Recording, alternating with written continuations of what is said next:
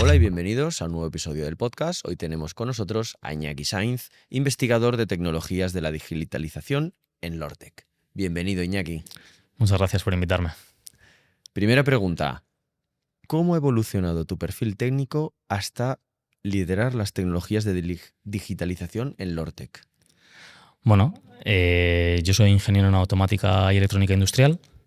Empecé mi proyecto en conducción autónoma. A partir de ahí trabajé en una ingeniería, IDOM, en Bilbao, que hacíamos ingeniería para la ciencia, temas de astronomía relacionados con telescopios, grandes bancos de ensayo para la industria eólica, incluso ciencia nuclear, materiales radiactivos con aplicaciones médicas, temas de manipulaciones, robots. Después de eso, volví a Tecnalia, donde hice mi proyecto final de carrera para electrificación de vehículos. Y siempre orientado a la automatización, al control, a la instrumentación e incluso a la digitalización, ¿no? Una virtualización de procesos, gemelos digitales, modelado, y un poco de esa línea volví a cambiar. Me fui ahora 5 años a la empresa C-Test, que es una filial de CAF, para temas relacionados con trenes. Y en este caso era para hacer validación virtual, modelado de un vehículo que se puede validar antes de su fabricación. Detección temprana de fallos, inyección de fallos incluso, todo este tema de modelado. Y sin embargo, bueno, pues yo siempre he estado relacionado con la investigación, siempre en 2 etapas en Tecnalia, la etapa de IDOM también estaba muy relacionada y bueno, pues al año y medio tuve la oportunidad de volver un poco a este mundo, a un centro tecnológico, en este caso Lortec, y ahí es un poco donde aterricé y donde desarrollé mi actividad. Estamos muy centrados en temas de fabricación avanzada y tecnologías digitales. Entonces, en ese contexto, pues bueno, es un poco donde estamos ahora, ¿no? Donde yo me muevo. Muy bien. Veo que has comentado muchos sectores diferentes. Sí. ¿Qué punto tienen en común todos estos sectores? Yo creo que al final, cuando hablamos de automatización, hablamos de control, hablamos de robótica, es una tecnología transversal. Creo que pasa con muchas ingenierías, ¿eh? Son transversales. Después, lo que cambia es el campo de aplicación. Que no es trivial, ¿eh? Ojo, hay que adaptarse a cada campo. Cada campo tiene sus matices, pero la tecnología es transversal. Si hablamos ahora está muy de moda hablar de IA. Si hablamos de IA, la puedes aplicar prácticamente a cualquier cosa. Entonces, en ese sentido, un poco mi experiencia o mi background es común. Se puede aplicar a muchos de ellos. Y además, me parece que hay como 2 vertientes, ¿no? Puedes o bien explorar un montón de cosas y saber un poco de muchas cosas, o especializarte, que es un poco además lo que se usa en los centros tecnológicos, pues para hacer un doctorado, ser un experto en una tecnología, ¿no? Yo en mi caso hasta ahora, pues me ha tocado un poco beber de diferentes fuentes y ver esa visión un poco más general. ¿Qué crees que es mejor en esa parte? De hecho, lo que comentabas, que por ahí va mi siguiente pregunta. ¿Saber un poco de todo o estar más especializado en algo en concreto y luego intentar aplicarlo en diferentes partes? Creo que al final todo va a pasar por la especialización. O sea, al final, no solo a nivel de perfiles profesionales de personas, sino incluso lo podemos llevar a una empresa. Creo que si somos competitivos, necesitamos especializarnos mucho en un nicho, en un conocimiento. Lo que pasa que no sé si tiene que ser desde el principio, ¿no? En mi caso, creo que yo valoro mucho el haber estado en diferentes sectores, en diferentes campos, haber visto un poco para después poder elegir y decir, esto es lo que me gusta, esto es lo que me motiva, esto es lo que me interesa, ¿no? Quizás al acabar la universidad no hubiese sabido detectarlo o haber dicho, yo me quiero especializar en esto. Uh-huh. Bueno, entonces, no sé si la respuesta es un poco... Bueno, quizá también el entrar en materia, ¿no? Te hace darte cuenta también de lo que te gusta, Sí. quizá, en ese sentido. Uh-huh. De todos estos sectores que comentabas, digamos, con los que has tenido contacto, ¿cuál ha supuesto un mayor desafío y te ha parecido más interesante? Mayor desafío diría que nuclear, por el tema de la, voy a decir calidad, no sé si es calidad, pero bueno, se denomina así, por todo el tema de requisitos de seguridad que requiere. Vale. Todo el tema de papeles. Pero si nos vamos a automoción, vamos a hablar de costes. Claro. Y de plazos. Si nos vamos a eólica, el tamaño de las dimensiones de todos los desarrollos son enormes. En ese sentido, yo creo que ahora, por ejemplo, trabajamos en fabricación y creo que al final, aquí en concreto, en Euskadi, donde estamos en este tejido, o sea, lo que tienes es que te permite llegar a muchísimas más empresas y las casuísticas son diferentes. Entonces, yo creo que cada sector tiene sus desafíos y sus cosas buenas y sus cosas pues, menos buenas. Claro, evidentemente. Por otro lado, en este sector que me comentas, por ejemplo, el de la nuclear, que ahora está muy en boca de todo el mundo, pues por el tema del conflicto que hay con el tema nuclear y Sí. demás, ¿en qué consistía este proyecto? Bueno, desarrollamos un par de manipuladores para la central experimental Jules Horowitz. Es el primer reactor experimental en Europa. Y en este caso lo que buscaba no es tanto generar energía para su explotación, sino explorar nuevos materiales para aplicaciones médicas principalmente, radiaciones para la industria médica. Wow. ¿Y esto en qué se aplica, concretando, digamos, llevándolo al terreno práctico, digamos? Normalmente tratamientos de cáncer. Entonces, en nuestro caso, y ahí yo no voy a entrar porque no te sé responder, pero sí que en nuestro caso es mucho más el hecho de tener que manipular una muestra radiada. Vale. Entonces, bueno, pues al final estás diseñando un manipulador, vamos a llamar un robot, que lo que tiene que hacer es agarrar una muestra de radiación en un reactor nuclear y manipularlo y moverlo. Realmente los dos sectores que has comentado, automoción y nuclear, nada que ver, por así decirlo. Y en automoción, por ejemplo, ¿en qué entraría en este caso? Yo en la automoción participé en 2 etapas. La primera en conducción autónoma, cuando en 2012, cuando todavía pues, no había muchos casos de éxito, vamos a decir, y posteriormente en electrificación de vehículo. Entonces, en desarrollo de sistemas de tracción, cálculo o más que cálculo, optimización de esos algoritmos de tracción para reducción de consumo energético o incluso desde modelado, ¿no? Que es un poco lo que me permitió dar el paso a la siguiente etapa, que fue mucho más allá de modelado, diseño digital, etcétera, etcétera. Muy bien. Desde tu experiencia de todos estos campos, ¿cuáles crees que son los principales cuellos de botella que ves hoy en la adopción de tecnologías avanzadas en la industria manufacturera? A día de hoy, yo creo que la situación que nos estamos encontrando mucho es la percepción que pueden tener los trabajadores. El hecho de que perfiles que ya no se reciclan, o perfiles que llevan trabajando un montón de años de una determinada manera y están viendo que hay que modificar esa forma de trabajar. Hay que reinventarse. Más que reinventarse, quizás hay que reciclarse. La formación continua. Entonces, quizás un operador que lleva 35 años haciendo un trabajo de una determinada manera, le pones un robot al lado con el que tiene que colaborar y pues encontramos una cierta resistencia. Ya no solo en el trabajador, sino también en los perfiles que van a tomar las decisiones. Es decir, es que si llevo esto a la planta, no tengo perfiles que sepan manejar ese robot. Entonces, yo creo que ese puede ser uno de los mayores cuellos de botella que vemos a día de hoy. Vale. Vosotros en esa parte, digamos que tenéis influencia a la hora de facilitar ese acceso Sí. a las nuevas digitalizaciones. De hecho, ese es uno de los campos de investigación en los que trabajamos. Al final es el hecho de que toda la tecnología que desarrollamos tiene que ser fácilmente asimilable por el usuario final. Y ya no asumible, o sea, interiorizable, sino que pueda fácilmente colaborar, ¿no? De una forma natural.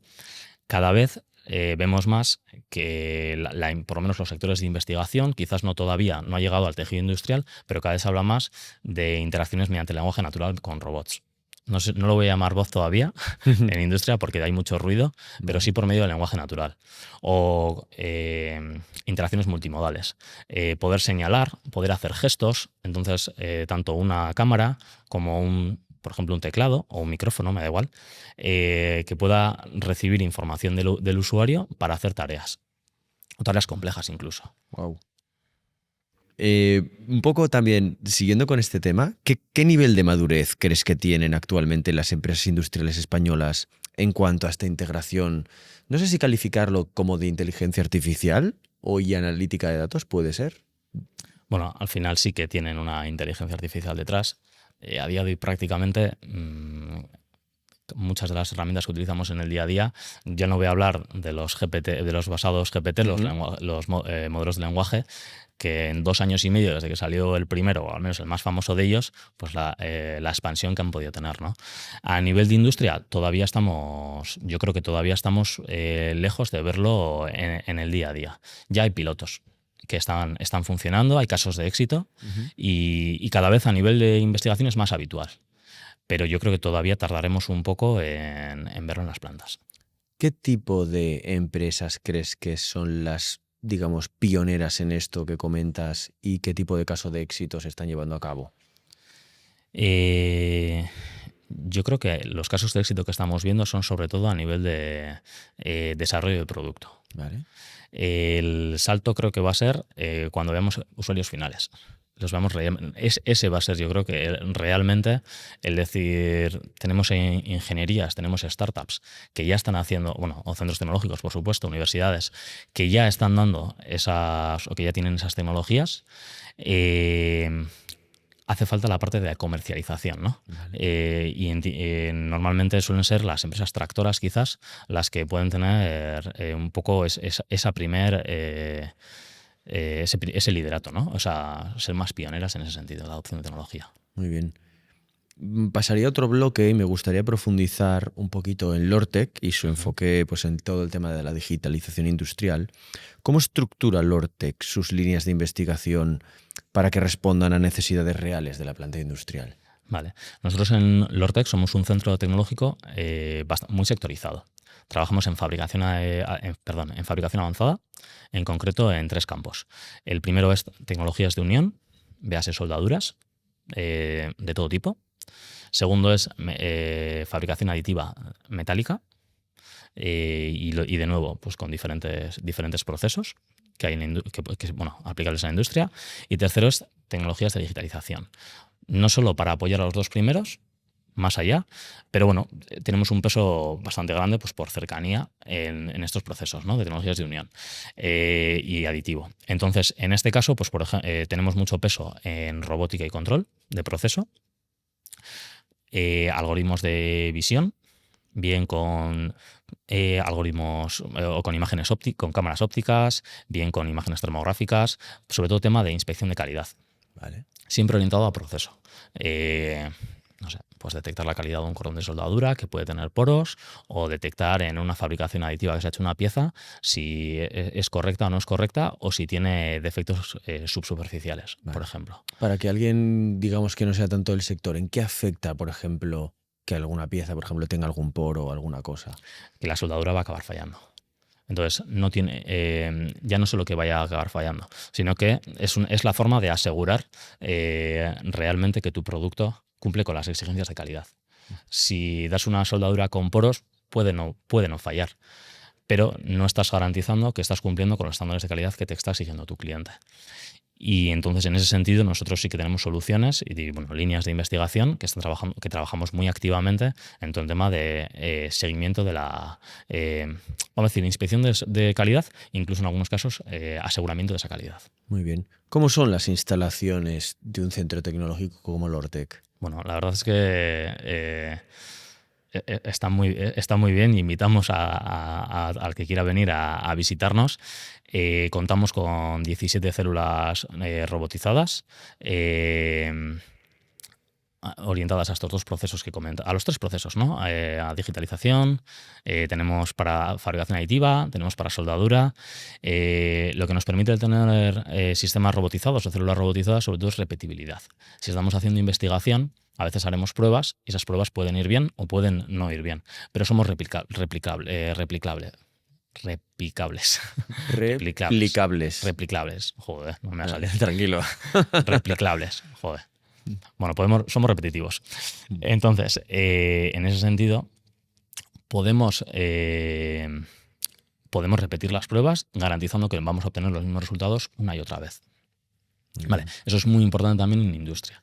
Más allá de quizás instalar un robot para mejorar la calidad, dices, lo que puedo asegurar es que sí, lo que puedo garantizar o estoy más interesado en garantizar es que siempre voy a tener el mismo resultado. Voy a ser replicable. Muy bien. Lortec es un centro tecnológico que investiga y la mayoría de veces, pues, para ciertos procesos, para empresas privadas o cooperativas, pero siempre enfocadas, digamos, como una aplicación industrial en ese sentido. Sí. ¿Qué metodologías seguís para validar las soluciones tecnológicas antes de transferirlas a la industria? De todo tipo. Yo creo que depende mucho del proyecto. Pero sí que es verdad que al tener sistemas de inspección en casa, voy a llamarlos, eso nos permite mucho validar las metodologías.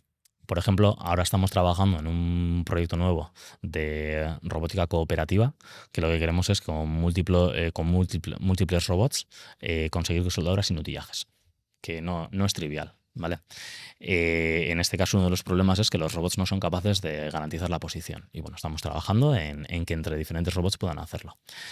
El problema que tenemos es que las soldaduras a veces no salen mal.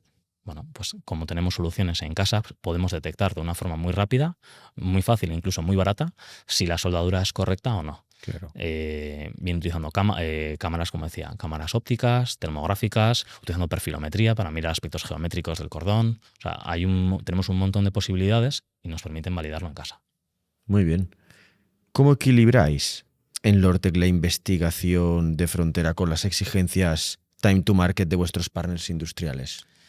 Y al final, en Lortec tenemos un montón de proyectos de diferentes tipologías. Lo que sí buscamos es, tenemos proyectos de investigación más básica, vamos a decir, en TRLs 6-7, que todavía es investigación, sigue siendo aplicada, pero sí que es donde acudimos a Europa quizás a buscar tendencias, a explorar tendencias, que quizás no vemos a día de hoy en la industria, pero que creemos que van a llegar. Y nos queremos capacitar en esas tecnologías o queremos explorarlas, queremos colaborar también con otros centros, con otras empresas, con otros organismos que tienen intereses similares, aplicaciones similares y entonces bueno, pues tenemos una actividad importante en este tipo de proyectos que nos permiten capacitarnos. Y después, con lo que hemos aprendido en estos proyectos, es lo que traemos al tejido industrial, a las empresas con las que colaboramos y con las que ya tenemos una relación o con nuevas empresas para decir,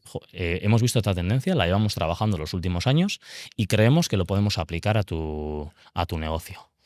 Es en un caso. En el otro es, oye, tengo esta necesidad y Lortec, como tiene el conocimiento, necesitamos que nos apliquéis esta solución. Muy bien. Lortec, como centro tecnológico, es una cooperativa en sí, me parece. Sí. Digamos que además dentro del grupo Mondragón también. Así es. ¿Cómo hacéis? Porque me consta que existen otros centros tecnológicos también, digamos, dentro del grupo Mondragón e incluso en la zona. ¿Cómo hacéis para no solapar proyectos? Uh-huh. En ese sentido, Lortec forma parte de la alianza BRTA y sí que es un foro en el que todos los centros tecnológicos de Euskadi están representados y al final hay una comunicación directa, ¿no? Aparte de eso, como has dicho, Lortec también pertenece a la Corporación Mondragón, que es el primer organismo industrial a nivel Euskadi. Y Lortec también participa en la unidad de conocimiento del Grupo Mondragón con otros 3 centros tecnológicos y sí que en ese caso sí que tienen está aún más sectorizado nuestra actividad. En ese sentido, nosotros sí que, cuando lo he dicho antes, somos muy sectorizados, nos dedicamos a fabricación avanzada y siempre. Tecnologías digitales, soldaduras y fabricación aditiva. Otros centros exploran otras tecnologías. Y sí que intentamos no solaparnos y dar las mejores soluciones tanto a partners de la corporación Mondragón como fuera de la misma. Vamos a pasar a una parte un pelín más técnica. Ujú. ¿Qué arquitectura tecnológica soléis adoptar para proyectos de digitalización de procesos industriales? Vale, en ese caso, la verdad es que depende muchísimo de la aplicación, ¿no? Nosotros tenemos un grupo de plataformas que al final sí que se dedican a definir y a desarrollar estas arquitecturas, muchas veces para la adquisición del dato y la gobernanza del dato, ¿no? Creo que al final en la industria es algo que cada vez marca más la diferencia, el hecho de adquirir datos. Todos somos tenemos la capacidad de ser grandes productores de datos, pero hay empresas que todavía, sobre todo empresas más pequeñas, que quizás no están haciendo esa adquisición del dato, ¿no? Ahí es donde, pues tenemos, lo dicho, tenemos soluciones que lo que hacen es implementar una plataforma del tipo que sea. Tenemos soluciones, soluciones comerciales, soluciones propias, soluciones basadas en software libre, como puede ser en ROS, para esa adquisición de los datos, ¿no? Y después el tratamiento de ese dato. Cuando hablamos de arquitectura, puede ser que estemos hablando de una arquitectura Edge, una arquitectura FOG o una arquitectura Cloud, quizás, ¿no? Entonces, depende muchísimo de la aplicación. Por poner ejemplos, volviéndonos al caso de soldadura. Quizás en una calderería pequeña, en la que la aplicación tiene un robot que lo que está haciendo es soldar unas referencias continuamente en la misma pieza, no necesito un procesamiento muy grande, pero quiero hacer inspección de calidad, quiero ver cómo ha sido. Porque incluso por trazabilidad, ¿no? Si ante una reclamación futura poder decir, oye, esto es tal y como se fabricó y aquí tengo mis datos. En ese caso quizás basta con un tratamiento en Edge y un almacenamiento local.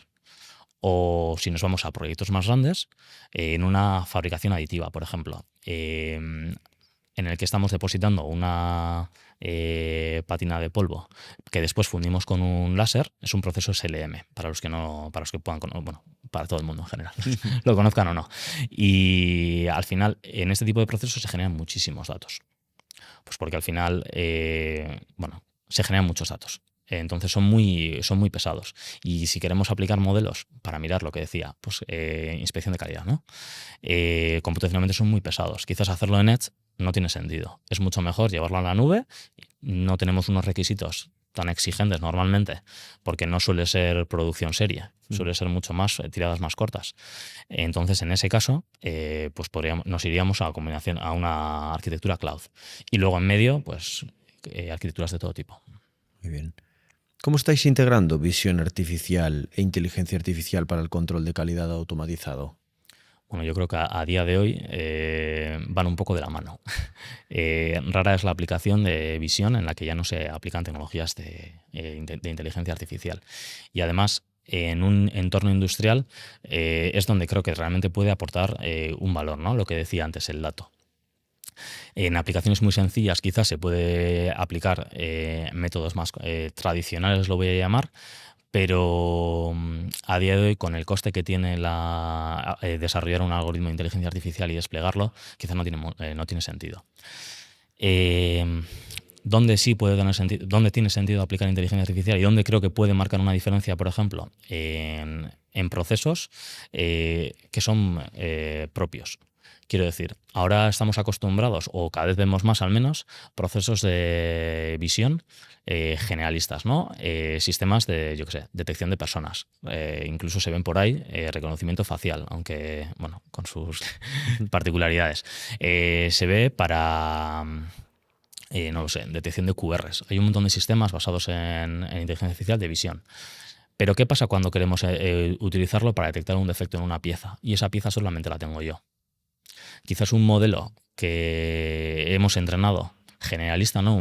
Los que se llaman Foundation Model, me va a dar unos resultados bastante buenos.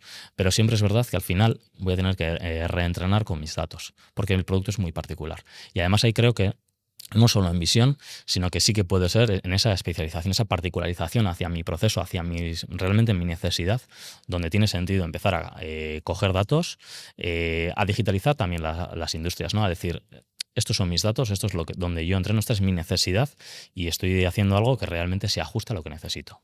Claro. Cambiando de bloque, pasando un poquito más ya a la integración de estas tecnologías, en términos de interoperabilidad, que es un tema bastante también crítico, digamos, en ese punto, ¿cuáles son las tecnologías o estándares que consideráis críticos para una integración fluida en planta?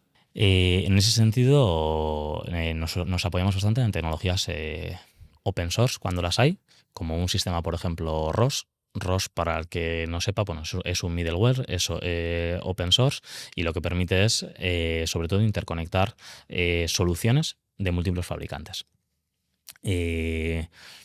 No sé, si tenemos un proyecto, como contaba antes, ¿no?, en el que estamos trabajando para conseguir que múltiples robots colaboren entre sí, lo que a lo mejor no son todos los robots son del mismo fabricante. Y entonces ahí es donde se complica. Ahí es donde este tipo de herramientas lo que nos permiten es, desde una plataforma, incluso permite descentralizada, poder acceder a...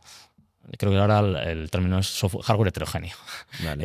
de diferentes fabricantes, de diferente tipología, por diferentes protocolos de comunicación. Entonces, nosotros intentamos apoyarnos en ese tipo de soluciones. Vale.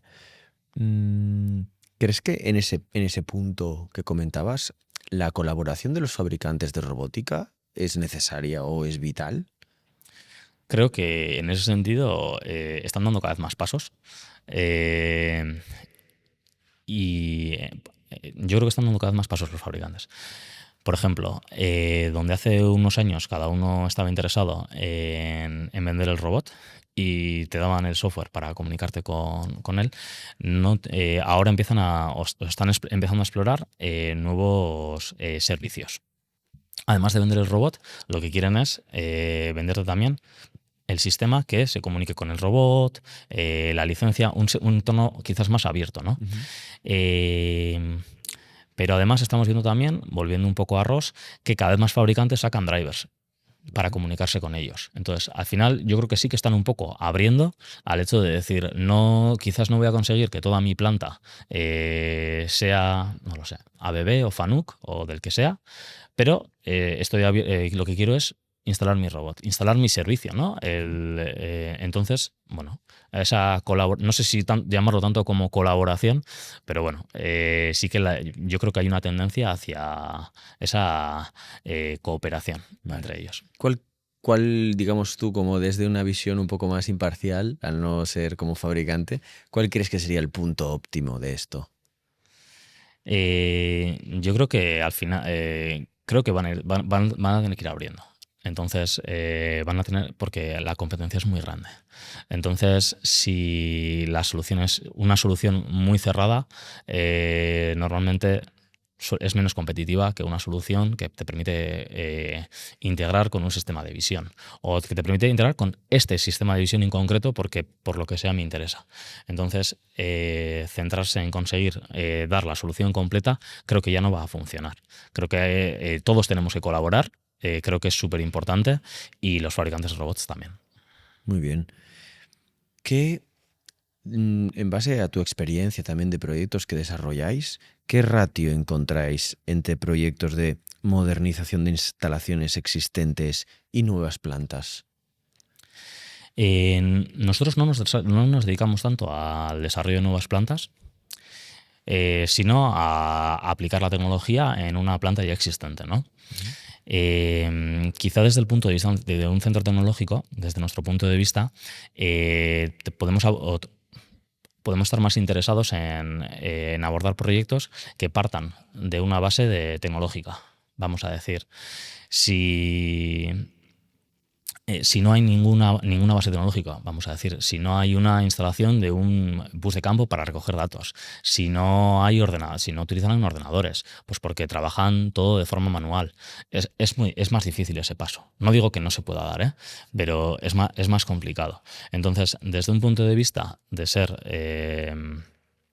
traer las tendencias que vemos, solemos trabajar más con plantas que ya están, que al final lo que quieren es digitalizarse, ¿no? Instalar un robot, por ejemplo. Vale.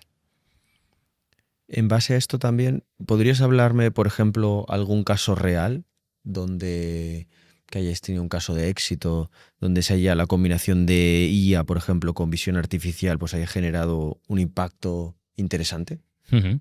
Ahora, por ejemplo, tenemos no sé llamarlo cliente, un colaborador, una empresa con la que colaboramos habitualmente, que es la empresa Orcli, también parte del grupo Mondragón, están muy, muy cerquita al lado nuestro, y lo que hacemos en este caso, bueno, tenemos ya varias plantas en las que hemos desplegado sistemas de visión para inspección. Creo que no recuerdo si son del orden de 16, 17 líneas que en este momento están con una solución que se ha desarrollado en Lortec para inspección de calidad de soldaduras, Muy bien. en este caso. Entonces, lo que ellos hacen es fabrican piezas de un montón de tipologías diferentes y nosotros lo que tenemos que dar es, para cada pieza tenemos como medio segundo para poder detectar si la pieza es correcta o no es correcta. Y si no es correcta, en ese momento lo que hay que hacer es descartarla. Luego, por supuesto, no solamente es el decir, el encender un LED, ¿no? Claro. Es correcto o no es correcto. Es mucho más allá. Si es correcta, tenemos que mantener una trazabilidad. Entonces, las imágenes que hemos sacado, que además puede ser incluso que tengan que ser múltiples imágenes, pues porque la pieza es grande o porque no podemos inspeccionarla completamente desde un ángulo. Entonces, la adquisición de todas esas imágenes, el fusionar todas esas imágenes, después el registrarlo, la analítica, por supuesto, para decir si es defectuosa o no, mantener una trazabilidad registrando en la base de datos. O sea, hay mucha analítica después. Y si es defectuosa, incluso lo que tenemos que hacer es decir por qué es defectuosa, ¿no? Ahí es donde entra en juego el operador. Quiero decir, nosotros no desarrollamos sistemas para sustituir al operario, sino quitarle las tareas en las que no pueda aportar tanto valor o permitir que pueda aportar más valor en otros campos, ¿no? En este caso, si tenemos a un operario que lo que tiene que hacer cada medio segundo, en este caso podría hasta un segundo, vamos a decir, tiene que decir si una pieza es defectuosa o no, pues te puedes imaginar que al final del día Sí. no es lo mismo que a las 8 de la mañana, ¿no? Claro. E incluso son trabajos que son agotadores. Entonces, ahí es donde realmente un sistema de automatización tiene mucho sentido y puede permitir al operador tomar decisiones sobre cuando nuestro sistema, en este caso nuestra IA, ha dicho, oye, esta pieza es defectuosa o aquí pasa algo más bien. Claro. Ahí es donde el operador que tiene una experiencia, ¿no? o otro criterio puede ir y decir, oye, efectivamente, esta pieza está defectuosa. O no, mira, el sistema ha dicho que es defectuosa, pero no es verdad. Es un falso negativo, es un falso positivo. En ese caso, lo que se hace es esos datos y con ese feedback del operador, ahora está muy de moda el término human in the loop, lo que hacemos es reentrenar nuestro modelo para que siga continuamente aprendiendo.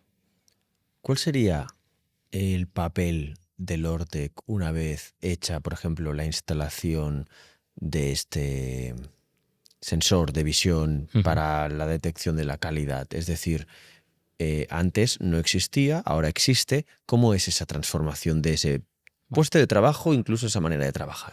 Yo creo que en ese caso nosotros lo que hacemos es un acompañamiento siempre a todas las empresas con las que trabajamos.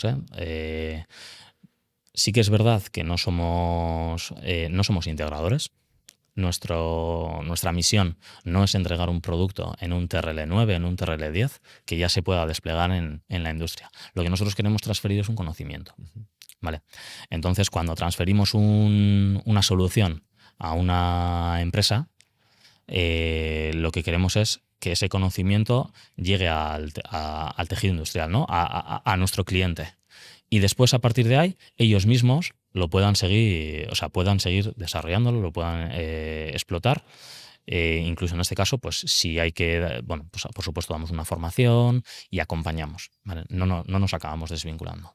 Claro, porque esa formación la consideráis clave para un puesto, digamos, por así decirlo, de nueva creación que no existía. Sí, y no solo para puestos de nueva creación. Quiero decir, al final, no sé si tanto como el puesto desaparece y creamos un puesto nuevo, sino que el mismo puesto que ya existía lo reconvertimos. Porque si hablamos de una creación de un puesto nuevo, parece que hablamos siempre de la destrucción del anterior. Claro. Y no creo que tenga que ser ese concepto. lo que hay que hacer es reconvertir esa formación continua, ¿no? En la que a día de hoy es un mantra para todos. Nos tenemos que formar y las cosas están cambiando muy, muy rápido y tenemos que ir formándonos, pero también para perfiles que quizás hace 30 años no era habitual y a día de hoy se están encontrando con que tienen que seguir aprendiendo. Claro. Y se están reciclando y están aprendiendo a trabajar, a colaborar con un robot, a trabajar con un sistema de inspección. Bueno, La equiparación a esto sería el hecho, por ejemplo, de pasar de la escritura manual al ordenador, por ejemplo. podría ser un ejemplo. Un ejemplo. Que no es fácil esa adaptabilidad, pero te facilita mucho el trabajo. Sí. Creo que siempre se pone el mismo ejemplo, ¿no? En estos casos, y es el del operador de ascensor. Los operadores de ascensor pensaban que no iban a ser nunca sustituidos. Y en este caso es algo que todos hemos aprendido que podemos utilizar el ascensor simplemente dándole un botón. Bueno, pues en este caso lo que hay que hacer es que no nos pase lo que al operador de ascensor que desapareció. No nos podemos dejar a nadie en esta transición hacia lo digital y que los puestos de trabajo que a día de hoy pues igual se hacen de una forma manual, si llevamos un robot, ese operador que hasta ahora ha estado soldando y igual ha estado soldando en unas posiciones que ergonómicamente no eran adecuadas o ha tenido que estar levantando pesos con un robot y hemos puesto un robot manipulador para facilitarle la tarea, que ahora pues puedan empezar a realmente aportar donde más puedan, ¿no? Ese operador que lleva 20 años soldando, pues a lo mejor es la persona que realmente puede dar ese feedback de decir, oye, este cordón de soldadura es bueno o es malo, vamos a entrenar una IA. O igual un robot no es capaz de soldar todas las piezas, todos los cordones, no es capaz de soldar todos los cordones de una pieza completa, porque no es accesible. Bueno, pues ahí es donde un operador puede hacer realmente ese 5%, ese 10% al que el robot no llega. Muy bien. Pasamos a hablar un poquito del futuro y de las tendencias. ¿Hacia dónde crees que se dirigen las arquitecturas de datos industriales en los próximos años? Ahora, cuando hablamos de tendencias, la tendencia que vemos en todos los sitios es sobre los grandes modelos de lenguaje. Ahora, bueno, pues al final ha sido un boom. Ahora 2 años está llegando a la robótica, cada vez lo vemos más, pero creo que es una tendencia al menos en el corto plazo, porque no es sostenible, en el largo plazo no es sostenible el consumo que tienen estos modelos.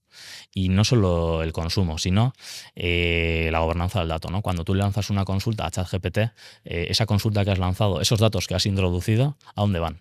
¿De quién son? Si son datos sensibles de mi cliente o míos propios, los puedo meter ahí. Entonces yo creo que la tendencia en ese sentido, por ejemplo, va a ser hacia modelos más pequeños, más eficientes y que además podamos controlar qué está ocurriendo con esa información que estamos dando, ¿no? Le vamos a empezar a dar cada vez más importancia a esa gobernanza del dato, porque al final esos datos son los que nos van a permitir generar valor. De acuerdo. ¿Y crees que la IA generativa tendrá un impacto práctico en entornos de fabricación? Sí.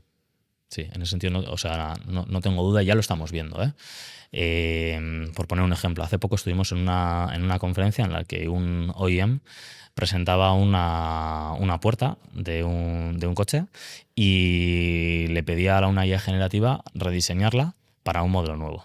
Entonces, partiendo de un CAD que lleva fabricando 7 años, 10 años, no recuerdo, le pedía, estas son mis nuevas especificaciones, rediséñame por favor esta pieza. Y eso era un caso de éxito que ya estaba implementando este OEM en este caso. Entonces, este es un caso de Generative Design, pero cada vez vemos más. A día de hoy, con un prompt puedes pedirle que te haga el diseño de una nueva máquina, de un nuevo coche, y eso ya existe. Te genera imágenes. ¿Por qué no vamos a pedirle en los próximos años, pocos años, poder introducir un CAD y que te haga un rediseño? A la IA generativa nosotros ahora estamos trabajando en proyectos para mediante IA poder sacar trayectorias de robot, trayectorias óptimas para poder hacer una deposición de material en una fabricación aditiva o calcular los parámetros óptimos para hacer un mecanizado, una soldadura. Todo eso está llegando. Y no está lejos. O sea, quiero decir, es algo que ya estamos empezando a ver frutos y esto cada vez está cogiendo más velocidad. cada vez viene más rápido. Entonces, una tecnología que salió hace 2 años al mercado, vamos a decir, al público general, ya está teniendo impacto también ahora en la industria. Claro, vosotros en ese sentido pues vais más avanzados, ¿no? Y veis como el principio de todo y cuánto tiempo lleva, pero claro, el público general, digamos que no, todavía hay muchas cosas que están por ver, ¿no? En ese sentido. Para los responsables técnicos que nos puedan estar escuchando, ¿qué recomendarías como los primeros pasos hacia una arquitectura de datos industrial robusta? Yo creo que lo primero es darse cuenta de que no están solos en ese proceso. Quiero decir, yo creo que todos colaboramos, cada vez más hace falta colaborar. Hay organismos, hay instituciones, hay centros tecnológicos, hay ingenierías, e incluso no hace falta. O sea, estoy convencido de que cualquier empresa pequeña que quiera empezar a dar pasos en automatización conoce un caso de éxito de sus vecinos que lo han hecho, y creo que es el mejor prescriptor. Un caso de uso en el que realmente un conocido te puede recomendar: "Joder, nosotros hicimos esto y nos fue bien".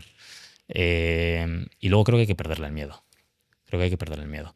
A nivel de la barrera que comentaba al principio del podcast, de decir, no sé cómo mis operarios van a asimilar esta nueva tecnología, se están dando pasos. Cada vez es más. Un robot colaborativo es mucho más sencillo de manejar que un robot industrial. Se están dando pasos y creo que la tendencia va a ir en esta dirección. Muy bien, perfecto. Pues muchas gracias, Iñaki, por esta parte de la conversación. Vamos a pasar ahora a la batería de preguntas rápidas con respuesta pues corta, ¿de acuerdo? Primera pregunta: ¿qué desafío técnico te motiva más de cara a los próximos años? Yo creo que personalmente el uso de la IA generativa para el control de procesos industriales. Perfecto. ¿Protocolo industrial preferido? Ethercat. Muy bien. ¿Analítica predictiva o prescriptiva? Predictiva. Muy bien. ¿Principal reto de interoperabilidad?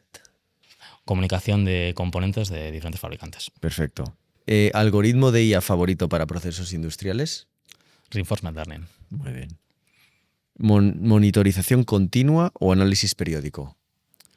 Depende de la aplicación, sí o sí. Vale. ¿Industria 4.0 o Industria 5.0? Creo que todavía nos queda mucha 4.0 por recorrer antes de empezar con la 5. Muy bien. ¿Estandarización o personalización? Personalización. Muy bien. Vale. ¿Clave del éxito: integración vertical u horizontal? Creo que, como todo, una mezcla de ambas. Perfecto. Muy bien, Iñaki, pues hasta aquí hemos llegado el episodio de hoy. Muchas gracias por esta charla con nosotros. La verdad que ha sido muy interesante. Mucha suerte en los próximos retos y desarrollos en Lortec y esperamos vernos pronto otra vez por aquí. Muchas gracias por invitarme y haberme tenido este tiempo aquí. Un placer. Lo mismo. SweetBro, la agencia de marketing industrial, combinando estrategia y ejecución épica.